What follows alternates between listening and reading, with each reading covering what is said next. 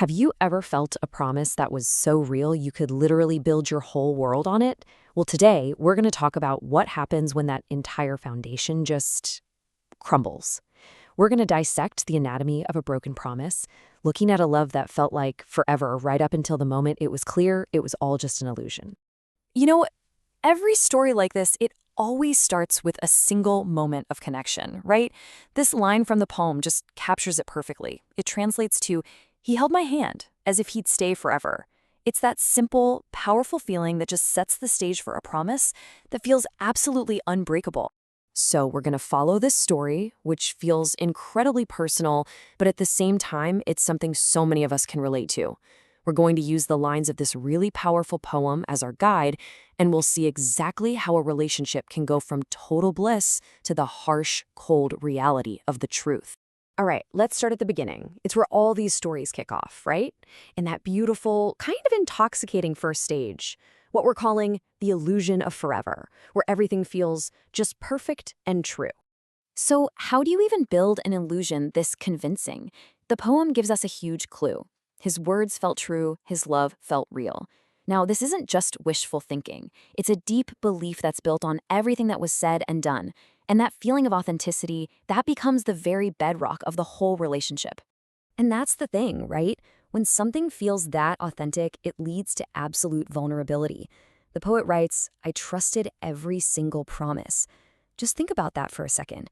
It's not just a casual belief, it's a total, all-in investment of faith, creating what feels like this unbreakable foundation. But what happens when that solid foundation, well, it starts to show some cracks? Now we're entering the second act, the art of deception. This is where we start to realize that what looked and felt like love might have been a performance the entire time. And then, bam, you get hit with this one line that just reframes everything. But fake love knows how to act. All of a sudden, the sincerity, the promises, that entire foundation, it's all recast as just part of a really, really skilled performance. Okay, so this slide just lays it all out bare. It shows us exactly how that performance worked. Look at the mask on the left. That was the appearance, right? Built on sweet messages and a constant muskan, which means smile. But behind that mask on the right, that was the reality. Those messages were hiding jute or lies, and that smile was concealing the fact there was koyor, someone else. A perfect illusion on the outside with a heartbreaking truth buried underneath. But no performance can last forever. And in this story, the final act is the moment of truth, that gut-wrenching point where the curtain is finally pulled back and the illusion just completely shatters.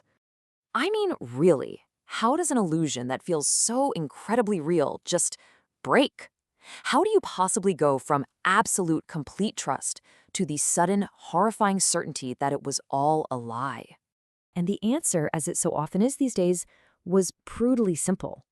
The phone showed what the heart wouldn't believe. That one line just captures the conflict perfectly. You've got the cold, digital proof right there, clashing with a heart that is desperately, desperately trying to keep believing the lie. And what was at the absolute core of this whole deception? The broken promise of exclusivity. He was the one who was always saying, "Sirf tom, only you." But the crushing reality was he was never only mine. The way those two ideas are presented back to back just reveals the fundamental deception. The promise was a lie from the very beginning. So once the truth is out, what's left?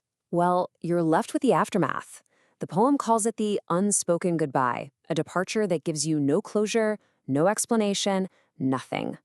And the way the poem describes the exit, it's just chilling in its simplicity. He moved on without a backward glance. It's just like a performer leaving the stage, No remorse, no second thought, just a clean, swift exit. So he gets to move on. Easy as that. But what about what's left in his wake? The poem tells us broken trust and silent tears. The damage isn't swift, it's deep, it's personal, and it's incredibly isolating. Sometimes the deepest pain can actually lead to the clearest understanding. And that brings us to our final section, a lesson that was learned through a whole lot of pain.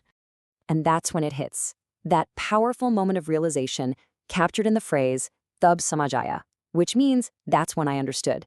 It's the point where all the confusion and all the heartbreak finally crystallize into one single, hard-won piece of wisdom. So what is that final hard-won lesson?